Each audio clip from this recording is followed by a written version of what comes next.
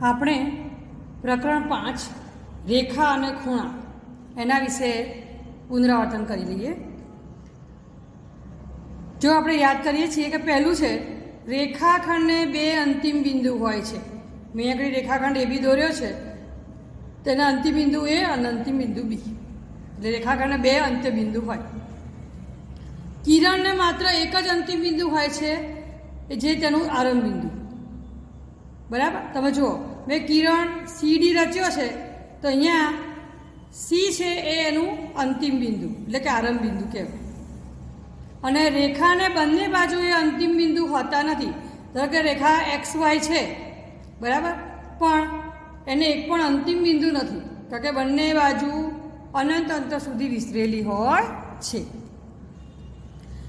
જ્યારે બે રેખા અથવા બે કિરણ કે બે રેખાખંડ મળે ત્યારે ખૂણો રચાય છે. એ તો તમને ખબર જ છે, બરાબર. હવે ખૂણાની જોડ અને એની શું શરત છે? ધારો કે બે કોટિકોણ, તો બે કોટિકોણો કોને કહેવાય? કે જે બે ખૂણાના માપનો સરવાળો 90 અંશ હોય તેને બે કોટિકોણ કહેવાય. બે પૂરક કોણ, જે બે ખૂણાના માપનો સરવાળો 180 અંશ હોય તે બંને ખૂણા એકબીજાના પૂરક કોણ કહેવાય. બે આસન્ન કોણ, ચલો મેં દોર્યો છે, તો એમાં શું છે? સામાન્ય શિરોબિંદુ હોય, એટલે આ શિરોબિંદુ સામાન્ય છે બે કિરણોનું, અને એક બાજુ સામાન્ય હોય. આ એક બાજુ સામાન્ય છે, પણ અંદરનો ભાગ સામાન્ય હોતો નથી. જુઓ, બંને અલગ અલગ છે ને. અહીંયા જે બિંદુઓ હોય અહીંયા ના હોય, અને અહીંયા હોય અહીંયા ના. તો આ કહેવાય બે આસન્ન કોણ. રૈખિક જોડ, રૈખિક જોડમાં આસન્ન કોણ પણ હોવા જોઈએ અને પૂરક કોણ પણ હોવા જોઈએ. એટલે શું કે બે કિરણોનું એક સામાન્ય બિંદુ હોય, શિરોબિંદુ હોય, બંને વચ્ચે એક જ બાજુ સામાન્ય હોય, અને બીજું બંને બાજુના માપનો સરવાળો 180 અંશ પણ થવો જોઈએ. એટલે આ બંને શરત હોવી જોઈએ, ત્યારે એને રૈખિક જોડ કહેવાય. આસન્ન કોણ પણ હોવા જોઈએ અને પૂરક કોણ પણ હોવા જોઈએ, ત્યારે રૈખિક જોડ કહેવાય. ઓકે. ત્રીજું છે જ્યારે બે રેખા એલ અને એમ મળે છે ત્યારે તેઓ છેદે છે એમ કહેવાય, અને જે બિંદુમાં છેદે તેને એનું છેદ બિંદુ કહેવાય. દાખલા તરીકે આ રેખા એલ છે, આ એમ છે, જે ઓ બિંદુમાં મળે છે, બરાબર. તો એલ અને એમનું છેદ બિંદુ ઓ થયું, ઓ બિંદુ. એ રીતે કાગળ પર દોરેલી બે રેખાઓ ગમે તેટલી દૂર સુધી લંબાવવામાં આવે તો પણ મળતી નથી, તો તેને સમાંતર રેખાઓ કહેવાય. ચલો, દાખલા તરીકે આ રેખા છે અને એક આ રેખા છે, એને હું લાંબી લંબાયા કરું બંને બાજુ, તો એ બંને એકબીજાને મળશે નહીં. તો આ બંને રેખા એકબીજાની શું કહેવાય? સમાંતર રેખાઓ કહેવાય.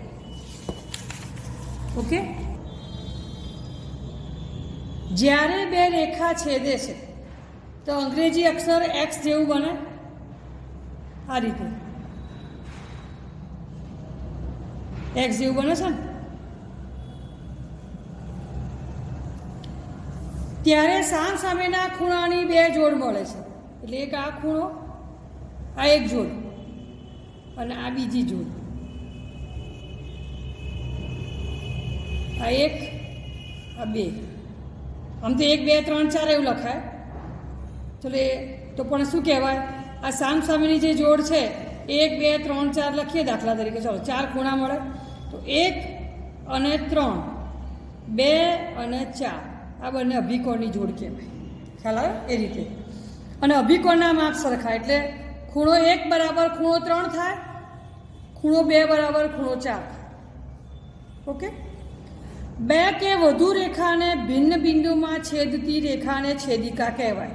દાખલા તરીકે આ એક રેખા છે, આ એક રેખા છે, આ બંનેને છેદતી આ રેખા છે, જ્યાં બંને અલગ અલગ બિંદુમાં છેદે છે. તો આ બંને રેખાની આ રેખા છેદિકા કહેવાય. બરાબર, એમ કહેવા માંગે છે.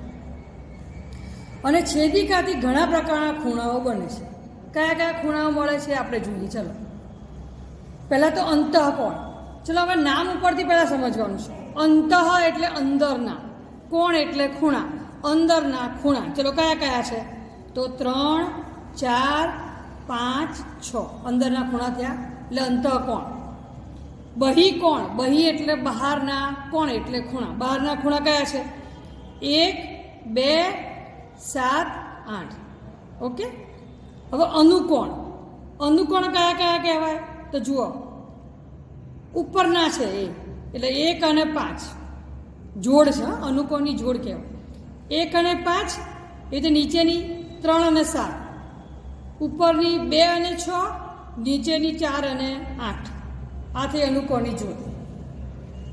હવે અંતઃયુગ્મ કોણ, અંતઃ એટલે અંદરના, અંદરના યુગ્મ કોણ કયા કયા છે? તો આ અંદરના સામસામેના જે ખૂણા હોય ને, જેમ કે 3 અને 6, 4 અને 5, આ જોડ હોય આખી.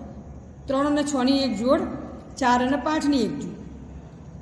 તો એવા બાહ્ય યુગ્મ કોણ, બહારના યુગ્મ કોણ કયા કહેવાય?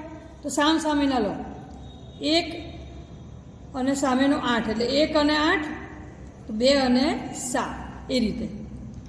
હવે છેદિકાની એક જ બાજુના અંતઃકોણ, છેદિકાની એક બાજુ, કાં તો આ સાઈડ અથવા આ સાઈડ, આ બાજુ અથવા આ બાજુ. તો એક બાજુના અંતઃકોણ એટલે અંદરના જ ખૂણા લેવાના ખાલી. ચલો આ છેદિકા છે, આ બંને રેખાઓ છે, એની એક બાજુના અંતઃકોણો એટલે કયા આવે? 3 અને 5 આવે. અથવા બીજી બાજુ લઈએ તો કયા આવે? 4 અને 6 આવે. બરાબર? આ કેવું? આટલા આપણને કુલ 8 ખૂણા મળ્યા. અને એ બધા કયા કયા ખૂણાઓના પ્રકાર છે એ પણ મેં તમને સમજાવ્યું. હવે શું કહે છે કે જ્યારે, આ ખાસ ધ્યાન રાખજો, જ્યારે છેદિકા, આ છેદિકા 2 સમાંતર રેખાને છેદે ત્યારે રસપ્રદ સંબંધો મળે છે. કયા? એ જોઈએ. ચલો, તો અનુકોણની દરેક જોડ સમાન એટલે શું? ચલો, અનુકોણ 1 અને 5 છે, તો 1 અને 5 1નું માપ હોય એટલું જ 5નું માપ હોય. એ તો નીચે 3નું માપ હોય એટલું 7નું માપ હોય. એટલે ખૂણો 3, માપ કોણ 3 બરાબર માપ ખૂણો 7, માપ ખૂણો 2 બરાબર માપ ખૂણો 6, માપ ખૂણો 4 બરાબર માપ ખૂણો 8. સમજ પડી? બીજું એક સમજાવું. દાખલા તરીકે ચલો, ખૂણા 1નું માપ ધારો કે 120 છે, ખાલી સમજીએ. તો ખૂણા 5નું માપ પણ 120 જ થાય. ખ્યાલ આવ્યો? ખૂણા 2નું માપ ધારો કે 60 છે, તો ખૂણા 6નું માપ પણ 60 અંશ જ થાય. સમજી એ રીતે. અંતઃયુગ્મ કોણની દરેક જોડ સમાન છે એટલે શું? અંતઃયુગ્મ કોણ, અંદરના યુગ્મ કોણ. ખૂણો 3નું માપ બરાબર ખૂણા 6નું માપ થાય. ધારો કે અહીંયા આપણે 60 હમણાં વિચારતા હતા, બરાબર? આ 60 છે તો આ 60 થાય. કેવી રીતે? બોલો, કયા ખૂણા કહેવાય એ બે? અભિકોણ. દેખાય તમને? 2 રેખાને એકબીજાને છેદે છે આ બિંદુમાં, એટલે આ સામસામેના અભિકોણ કહેવાય. તો ખૂણા 2નું માપ બરાબર ખૂણા 3નું થાય, અને ખૂણા 3નું માપ બરાબર ખૂણા 6નું થાય, ખૂણા 6નું માપ બરાબર ખૂણા 7નું થાય. એ રીતનું છે. જોયું તમે? તો અંદરના યુગમાં કોણ? ખૂણો 3નું માપ બરાબર ખૂણો 6, એટલે 2 60 હોય તો 3 પણ 60 હોય, 6 પણ ખૂણો 60 હોય, અને 7 પણ 60 અંશ જ થાય. એ રીતે કહેવા માંગે છે. એ જ રીતે આ ધારો કે 120 લઈએ તો ખૂણો 1 અને ખૂણો 4 અભિકોણ થયા. તો આ 120 તો આ પણ 120, તો આ 120 હોય તો આ પણ 120, એટલે આ બંને યુગ્મ કોણ થઈ ગયા. અને આ પાછા અભિકોણ થઈ ગયા. આ 2 અભિકોણ અને આ 2 અભિકોણ. એવી રીતે આ 2 અભિકોણ અને આ 2 અભિકોણ. ખ્યાલ આવ્યો? તો માપ ખૂણો 1 બરાબર 120, તો માપ ખૂણો 4 બરાબર 120, તો માપ ખૂણો 5 બરાબર 120. આ બંને યુગ્મ કોણ થયા. અને તો ખૂણો 8 બરાબર પણ 120 અંશ થાય. ઓકે. છેદિકાની એક જ બાજુના અંતઃકોણ પૂરક કોણ એટલે શું? આ છેદિકા છે, એની એક બાજુના અંદરના ખૂણા અંતઃકોણ એટલે 4 + 6, એ બેનું માપ તમે લો ને તો 120 થાય.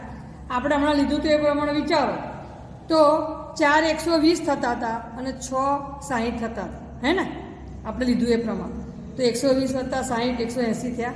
એ તો અહીંયા 360 અને 5 120, તો બંનેનો સરવાળો 180 થઈ ગયો. એ રીતે એ જ આપણે કહેવા માગે છે. આ તમારે યાદ રાખવાનું છે. બરાબર.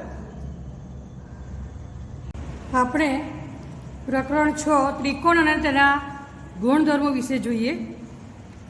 ત્રિકોણમાં કુલ 6 અંગો હોય છે, 3 બાજુ અને 3 ખૂણા. દાખલા તરીકે ત્રિકોણ ABC હોય તો 3 બાજુ રેખાખંડ AB, રેખાખંડ BC અને રેખાખંડ CA, અને 3 ખૂણા, ખૂણો A, ખૂણો B અને ખૂણો C. બરાબર. કુલ 6 અંગો.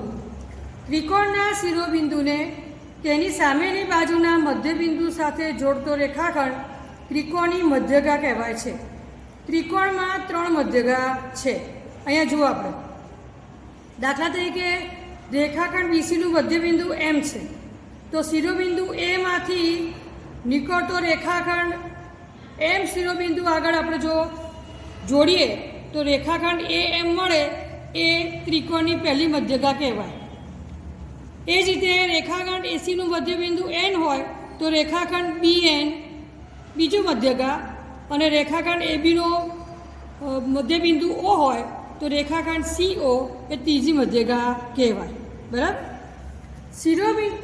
ત્રિકોણના શિરોબિંદુમાંથી તેની સામેની બાજુ પર દોરેલા લંબ રેખાખંડને ત્રિકોણનો વેધ કહેવાય. જે લંબ રેખાખંડ આપણે દોરીએ છીએ એને વેધ કહેવાય. એટલે શું કહેવા માગે છે? શિરોબિંદુમાંથી સામેની બાજુને દોરેલો લંબ. વેધ અને લંબમાં શું ફરક છે? વેધ એ સામેની બાજુના મધ્યબિંદુને જોડતો રેખાખંડ, જ્યારે લંબ એ સામેની બાજુના મધ્યબિંદુને જોડતો નથી, પરંતુ શિરોબિંદુમાંથી નીકળતો રેખાખંડ સામેની બાજુને લંબ છે. બરાબર. એટલે કે 90 અંશનો ખૂણો બનાવે છે. તો કુલ અહીંયા પણ 3 વેધ થશે, એક આ અને એક આ. મધ્યગાની જેમ જ થશે 3 વેધ. જ્યારે ત્રિકોણની કોઈ બાજુને લંબાવવામાં આવે ત્યારે બહિષ્કોણ બને છે.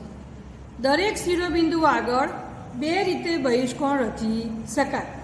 અહીંયા આપણે ત્રિકોણ ABC છે, તો અહીંયા રેખાખંડ BCને આપણે લંબાવીએ. બરાબર. ધારો કે કિરણ રચીએ તો કિરણ CM અહીંયા રચાય તો ખૂણો ACM એટલે આ ખૂણો એ ત્રિકોણ ABCનો C બિંદુ આગળનો બહિષ્કોણ કહેવાય.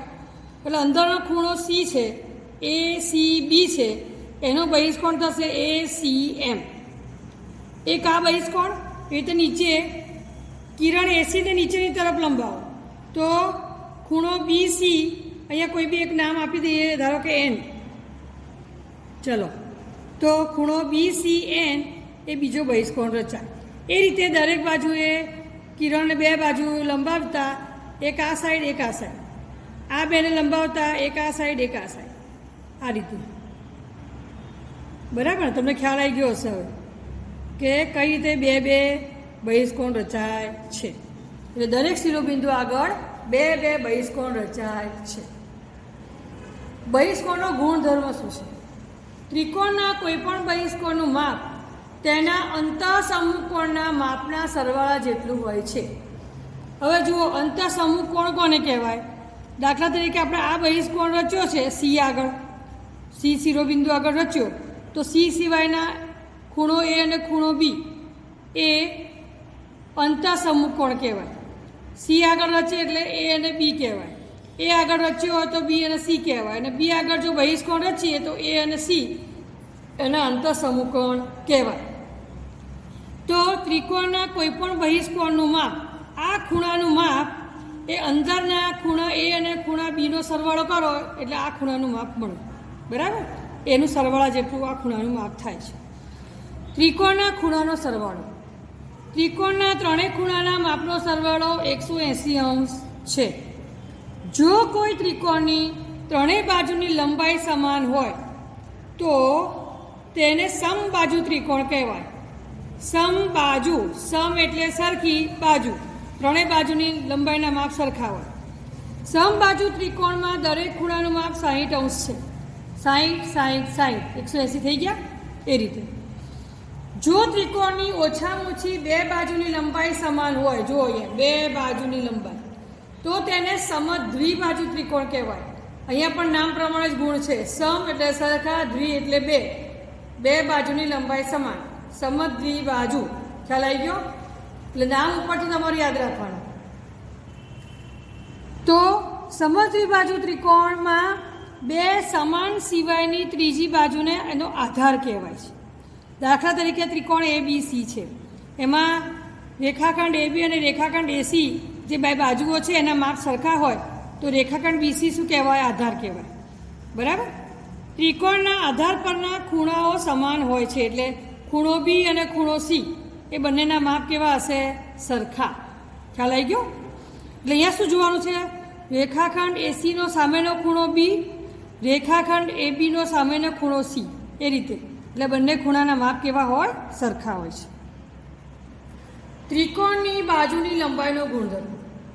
ત્રિકોણની કોઈપણ બે બાજુની લંબાઈનો સરવાળો ત્રીજી બાજુની લંબાઈ કરતાં વધુ હોય. દાખલા તરીકે આ બે બાજુનો સરવાળો કરીએ તો આના કરતાં વધારે જ આવે. બરાબર? ત્રિકોણની કોઈપણ બે બાજુની લંબાઈનો તફાવત આ સરવાળો છે અને આ તફાવત છે. ત્રીજી બાજુની લંબાઈ કરતાં ઓછો હોય, સરવાળો વધુ હોય, તફાવત ઓછો હોય. તમને ખ્યાલ આવી ગયો હશે કે રેખાખંડ AB અને રેખાખંડ ACનું માપ લઈએ અને બેનો તફાવત કાઢીએ તો એ BC કરતાં ઓછો આવે.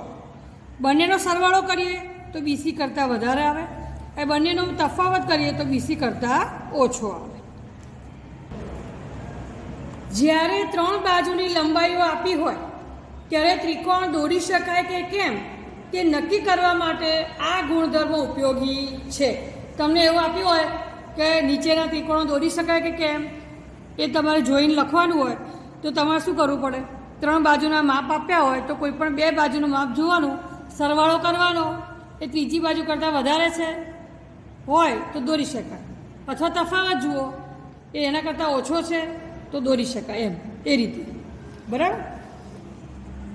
એના પછીનું જોઈએ.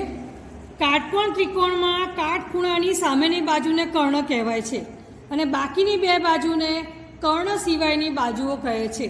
દાખલા તરીકે ત્રિકોણ ABC, ખૂણો B કાટખૂણો હોય તો બીની સામેની બાજુ નામ શું છે? રેખાખંડ AC, એને કહેવાય કર્ણ. અને બાકીની બે બાજુઓ રેખાખંડ AB અને રેખાખંડ BC એ કર્ણ સિવાયની બાજુઓ કહેવાય. પાયથાગોરસનો ગુણધર્મ. પાયથાગોરસનો ગુણધર્મ કાટકોણ ત્રિકોણમાં જ લાગુ પડે. બરાબર? તો કાટકોણ ત્રિકોણમાં કર્ણ પરનો ચોરસ બાકીની બે બાજુ પરના ચોરસનો સરવાળો, એટલે કર્ણ પરનો ચોરસ બરાબર બાકીની બે બાજુ પરના ચોરસનો સરવાળો, આ બંને સરખા થાય. બરાબર? આ હું તમને અહીંયા સમજાવું છું ફરીથી. એટલે નીચેનું વાંચી જઈએ આપણે. જો કોઈ ત્રિકોણ કાટકોણ ન હોય તો આ પરિણામ સાચું નથી. સમજી લો, આ આપણે કાટકોણ ત્રિકોણ માટે જ ઉપયોગ કરવાનો છે. આ પરિણામ ત્રિકોણ કાટકોણ છે કે નહીં તે નક્કી કરવા માટે ઉપયોગી છે. બરાબર ને? ચલો આ જોઈએ ફરીથી. જે પાયથાગોરસનો ગુણધર્મ છે એ શું કહેવા માગે છે? એ કહેવા માગે છે કે કર્ણનો વર્ગ બરાબર કર્ણ સિવાયની બે બાજુઓના વર્ગનો સરવાળો. એટલે શું થાય? રેખાખંડ અહીંયા આગળ AC છે ને, તો ACનો વર્ગ બરાબર ABનો વર્ગ વત્તા BCનો વર્ગ. ખ્યાલ આવી ગયો? આનું જે માપ છે એનો વર્ગ કરો તે આ બંનેના માપના વર્ગોનો સરવાળો કરો અને જ્યારે બંને સરખા થાય, અહીંયા જો બરાબરનું ચિહ્ન છે, એ બંને સરખા થાય તો કહી શકાય કે આપેલ ત્રિકોણ કાટકોણ ત્રિકોણ છે. ઓકે? આપણે પ્રકરણ 7 ત્રિકોણની એકરૂપતા વિશે ચર્ચા કરીએ. પહેલું છે એકરૂપ વસ્તુઓ એકબીજાની ચોકસાઈ ભરેલી નકલ હોય છે. એકરૂપ, નામ ઉપરથી જોજો, એક રૂપ, એક સરખી જ હોય બંને તો જ એકબીજાની નકલ કહેવાય. બીજું છે સમતલીય આકૃતિઓની એકરૂપતા ચકાસવા માટે એકને બીજા પર ગોઠવવાની રીત વાપરી શકાય. એકને બીજા પર ગોઠવો અને જો બરાબર ચોકસાઈ ભરેલી નકલ દેખાય તો કહેવાય કે જે એકરૂપ છે બંને. બરાબર? ત્રીજું, બે સમતલીય આકૃતિ F1 અને F2 માટે જો F1ની નકલ F2 પર બંધ બેસતી આવે તો તે એકરૂપ છે અને તેને F1 એકરૂપ F2 કહી શકાય. F1 એકરૂપ F2 આ એકરૂપતાની નિશાની છે. બરાબર. નંબર 4, જો બે રેખાખંડની કહો કે રેખાખંડ AB અને રેખાખંડ CDની લંબાઈ સરખી હોય તો તેઓ એકરૂપ છે. આને રેખાખંડ AB એકરૂપ રેખાખંડ CD લખાય. સામાન્ય રીતે તેને AB બરાબર CD લખવામાં આવે છે. જો આ બંનેનો અર્થ શું થાય એ સમજાવી દઉં. રેખાખંડ AB એકરૂપ રેખાખંડ CD એટલે રેખા ABનું માપ રેખાખંડ ABનું માપ રેખાખંડ CDના માપ જેટલું છે. એને આપણે AB બરાબર CD કહીએ એનો અર્થ પણ એ જ થાય ABનું માપ અને CDનું માપ બંને સરખા છે. જો તમે ઉપર રેખાખંડનું ચિહ્ન કરો તો વચ્ચે એકરૂપતાની નિશાની કરવી પડે અને જો તમે રેખાખંડનું ચિહ્ન કરતા નથી તો વચ્ચે બરાબરનું ચિહ્ન કરવું પડે. આ ધ્યાન રાખવાનું છે. જો બે ખૂણા ધારો કે ખૂણો ABC અને ખૂણો PQR ના બંનેના માપ સમાન હોય તો તેઓ એકરૂપ છે અને ખૂણો ABC એકરૂપ ખૂણો PQR વડે દર્શાવવામાં આવે છે અથવા માપ ખૂણો ABC બરાબર માપ ખૂણો PQR પણ લખાય. જો કે સામાન્ય રીતે વ્યવહારમાં ખૂણો ABC બરાબર ખૂણો PQR પણ લખવામાં આવે છે. અહીંયા જુઓ, હવે જેમ રેખાખંડમાં હતું એમ અહીંયા છે. બંને ખૂણા સરખા છે બંનેના માપ, તો બંને એકરૂપ છે માટે એકરૂપતાની નિશાની છે. અને બીજી રીતે લખવું હોય તો બંનેના માપ સરખા છે બતાવવા માટે વચ્ચે બરાબરનું ચિહ્ન કરવામાં આવે છે. બરાબર. ચલો, છઠ્ઠું છે બે ત્રિકોણની બા એકરૂપતા. બા એટલે શું? બાજુ બાજુ બાજુ. આપેલી સંગતતા માટે જો એક ત્રિકોણની 3 બાજુ બીજા ત્રિકોણની અનુરૂપ એટલે કે સંગત બાજુ સાથે સમાન હોય તો તે બે ત્રિકોણ એકરૂપ ત્રિકોણ કહેવાય. હવે પડી તમને? બા એટલે ત્રણેય બાજુના માપ સરખા હોય એક ત્રિકોણના બીજા ત્રિકોણ સાથેના. એ રીતે બે ત્રિકોણની બા એકરૂપતા. તમને ખ્યાલ આવી ગયો હશે. બાજુ ખૂણો બાજુ, બે બાજુની વચ્ચેનો ખૂણો.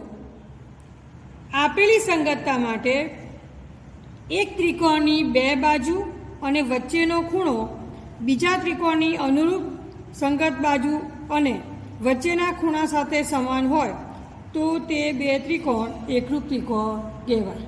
બરાબર. બે ત્રિકોણની ખૂ એકરૂપતા. ખૂણો બાજુ ખૂણો.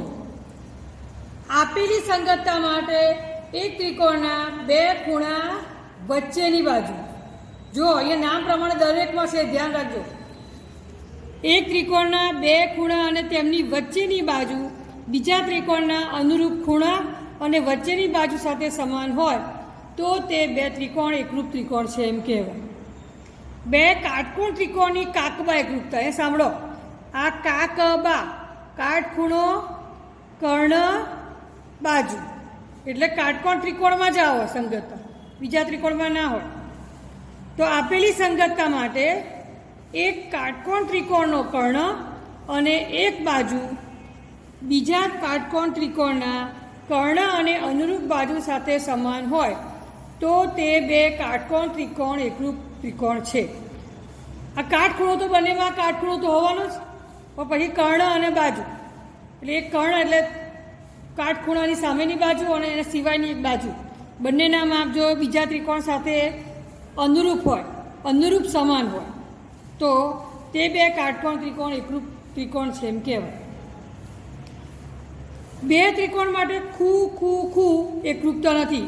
ખૂણો આવી કોઈ શરત નથી, સમજી લો. અનુરૂપ ખૂણા સમાન